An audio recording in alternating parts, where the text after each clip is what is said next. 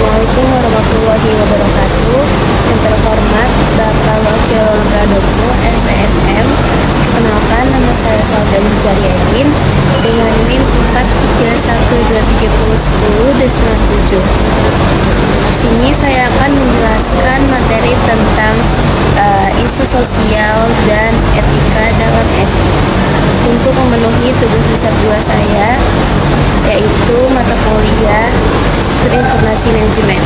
Baik, langsung saja ke pembahasan yang pertama, yaitu pengertian dari etika. Etika merupakan sekumpulan kepercayaan, teladan ataupun standar yang mengarah dan merasuk ke dalam diri seseorang maupun ke dalam masyarakat. Semua individu bertanggung jawab terhadap komunitas mereka atas perilaku mereka. Sedangkan moral adalah tradisi kepercayaan mengenai perilaku yang benar dan yang salah. Moral adalah prestasi sosial dengan sejarah dan seperangkat peraturan. Sedangkan hukum adalah peraturan perilaku formal yang diterapkan oleh pihak yang berwenang seperti pemerintah terhadap warga negaranya. Terdapat 10 perintah etika komputer. Yang pertama, tidak menggunakan komputer untuk merugikan orang lain. Yang kedua, tidak mengganggu pekerjaan komputer orang lain. Yang ketiga, tidak memata-matai file komputer orang lain. Yang keempat, tidak menggunakan komputer untuk mencuri. Yang kelima, tidak menggunakan komputer untuk bersaksi palsu.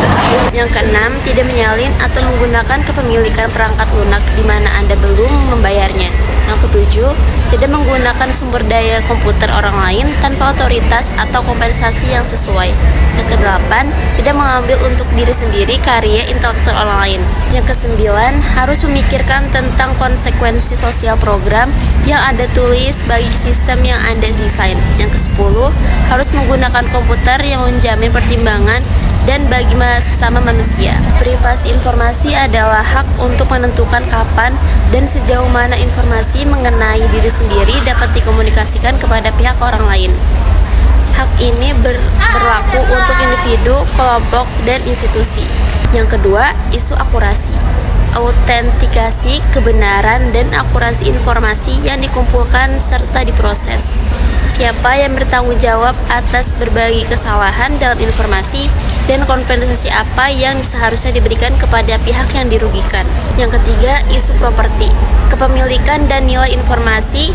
Hak cipta intelektual yang paling umum berkaitan dengan teknologi informasi adalah perangkat lunak. Pengadaan atau pembajakan perangkat lunak adalah pelanggaran hak cipta dan merupakan masalah besar bagi para vendor, termasuk juga karya intelektual lainnya seperti musik dan film. Yang keempat, isu aksesibilitas. Hak untuk mengakses informasi dan pembayaran biaya untuk mengaksesnya. Hal ini juga menyangkut masalah keamanan, sistem, dan informasi. Dalam sistem informasi manajemen terdapat 5 dimensi moral informasi. Yang pertama yaitu akuntabilitas dan pengendalian. Ini merupakan tanggung jawab seseorang atau organisasi terhadap tindakan maupun keputusan yang diambil terkait penggunaan sistem informasi. Pengendalian mencakup mekanisme untuk memastikan bahwa sistem informasi berfungsi sesuai dengan kebijakan, aturan, dan prosedur yang telah ditetapkan. Yang kedua, hak dan kewajiban kepemilikan. Dimensi ini mencakup masalah hak kepemilikan atas data, perangkat lunak, atau sistem informasi. Kewajiban kepemilikan mengatur tanggung jawab pemilik untuk menjaga keamanan dan keabsahan informasi. Yang ketiga, kualitas hidup. Sistem informasi dapat mempengaruhi kualitas hidup manusia, baik secara positif maupun negatif. Dimensi ini mengevaluasi bagaimana teknologi informasi mempengaruhi keseimbangan kerja hidup, privasi, stres, dan pengangguran. Yang keempat, kualitas sistem. Kualitas sistem berkaitan dengan keandalan, keakuratan, dan efisiensi sistem informasi yang digunakan.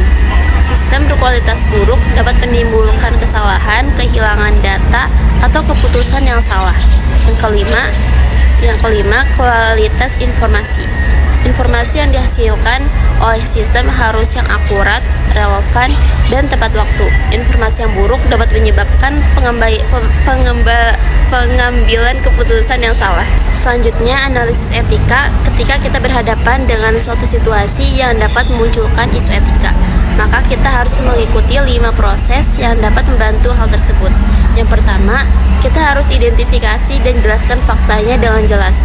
Yang kedua, definisikan konflik atau lemahnya dan identifikasi nilai-nilai luhur yang terlibat. Yang ketiga, identifikasi pihak-pihak yang berkepentingan. Yang keempat, identifikasi pilihan yang dapat diambil dan dengan alasannya. Yang kelima, identifikasi konsekuensi dari pilihan yang diambil. Setelah menganalisis etika, maka ada aturan yang bisa digunakan untuk membuat suatu keputusan. Yang pertama, perilaku orang lain seperti apa yang Anda harapkan orang lain perlakukan Anda. Yang kedua, jika sebuah tindakan tidak baik dilakukan oleh semua orang, maka tindakan itu tidak baik untuk dilakukan oleh siapapun. Yang ketiga, jika sebuah tindakan tidak dapat dilakukan berulang-ulang, tindakan ini tidak tepat untuk diambil. Yang keempat, ambil tindakan yang dapat mencapai sebuah nilai yang lebih besar. Yang kelima, ambil sebuah tindakan yang mempunyai risiko kecil.